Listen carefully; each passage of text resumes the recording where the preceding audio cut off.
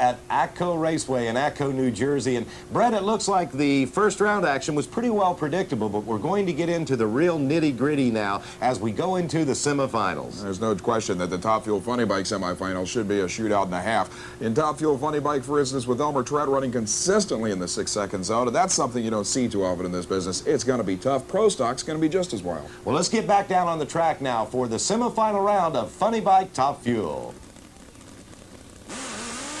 In the semifinal round of Funny Bike Top Fuel, it'll be Jim Mangus from Buffalo, New York. Well, Ted Mangus has been receiving quite a bit of assistance from Elmer Trett this weekend. This machine is exceptionally strong. It's going to take a little bit of extra effort for the Buffalo rider to improve on his 744 and only 163 miles an hour that he ran during qualifying.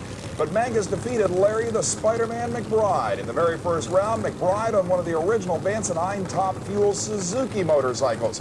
You see Mangus in the far lane. There you see the Spider-Man. They leave the starting line, and McBride smoked the tires, sending Mangus through with a 7.57-second run, but still at only 166 miles an hour. But here is the king of this sport.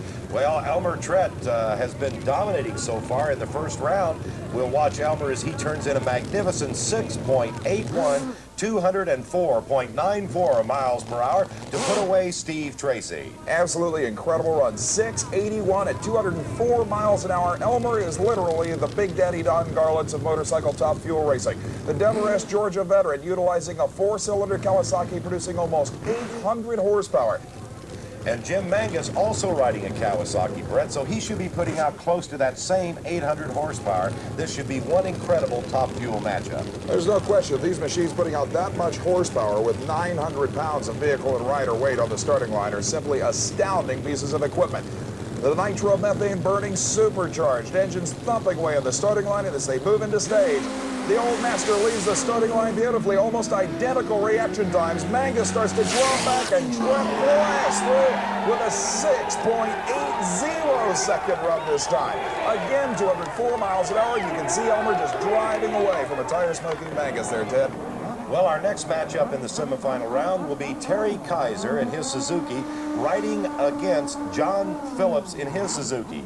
Terry Kizer out of Houston, Texas. Kizer certainly the dominant force in funny bike racing, Ted, but now that the funny bikes are allowed to run with the Top Fuel dragster machines, we'll be able to see some interesting competition. Now, in the first round, Kizer put down a relatively decent 7.48-second run. But remember, he qualified number 2 behind Elmer Trett with a 7.07 at 190 miles an hour.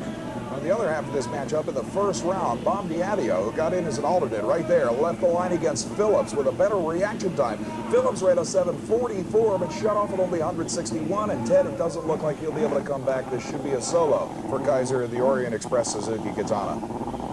Well, Kizer could only muster up a 7.48 in the most previous round, whereas Trett just turned out a 6.80. Kizer's really got his work cut out for him. He's going to have to get down in the 6s, Brett.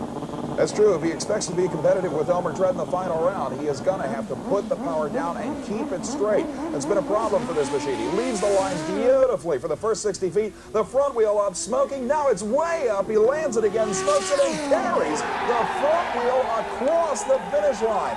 Incredible. Let's take another look at that. Look at that tire up in the air. Watch him ride it all the way down. This could be a 6-second pass, Brett. The smoke from the front tire as it comes down on the asphalt surface. Each time he changes gears, you'll see that front tire come up in the air. Now as he approaches the quarter-mile finish line, watch him hit high gear. Keep your eyes, ladies and gentlemen, on the front tire. There's the time, 7.07 seconds at 178 miles an hour on the back wheel. It's incredible. Almost a quarter-mile run on the rear